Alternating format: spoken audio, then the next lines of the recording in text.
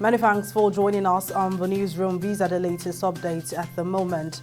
Residents of Trademore Estate in Abuja have shut their gates in protest against the planned demolition of structures in the estate by officials of the Federal Capital Development Authority. This comes days after the estate was declared a disaster zone in light of flash floods which submerged houses and vehicles in the estate about a week ago, a recurring situation at the peak of the rainy season annually. Although no life was lost, the chairman of the Residents Association, Adewale Adenuga, said the association was worried that the flash floods had become an annual occurrence within the estate.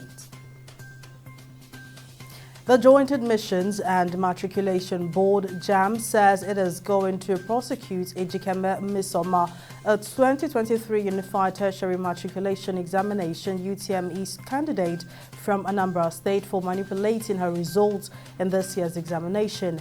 In a statement signed by its spokesman, Fabian Benjamin, the board revealed that Mmesoma had actually scored 249 and not 362, she claimed, and had manipulated her UTME results to deceive the public, to fraudulently obtain scholarship and other recognitions.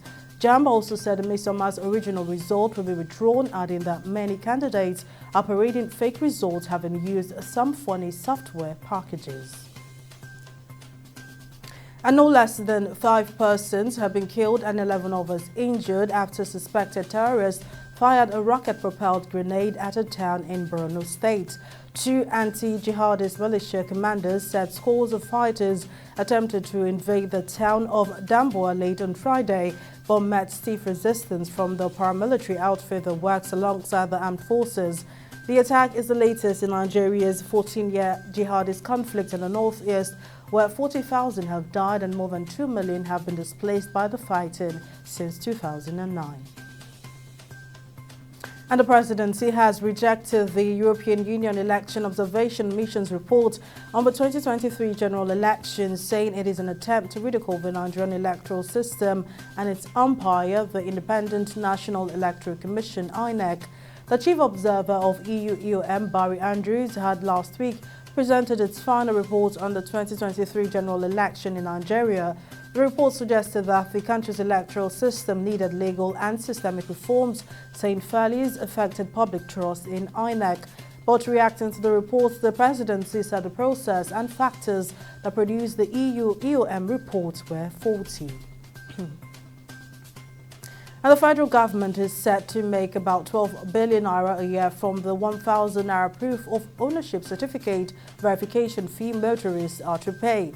The Permanent Secretary, Lagos Ministry of Transportation, Abdul Hafiz Toriola, who made the disclosure, added that the certificate would help vehicle owners and the government assure the integrity of all vehicles registered on the National Vehicle and Identification Scheme database and track theft and recovery of stolen vehicles. And Kenyan President William Ruto has announced the lifting of a new 6-year ban on logging. Ruto said the move was long overdue and was aimed at creating jobs and opening up sectors of the economy that rely on forest products. Ruto also said his government would push ahead with plans to plant 15 billion trees over 10 years. And in sports, world record holder Tobi Amusan has won her first Diamond League this season in Stockholm. In what was the second Diamond League race of the season, she clocked 12.52 seconds to win the race. The time is a slight improvement from Amusan, who placed third behind Olympic champion Jasmine Camacho Quinn and America's Tia Jones at the Ostrava Golden Spike race last week. And that's the latest from a newsroom. Join us again at the top of the hour for more updates. Thank you for watching.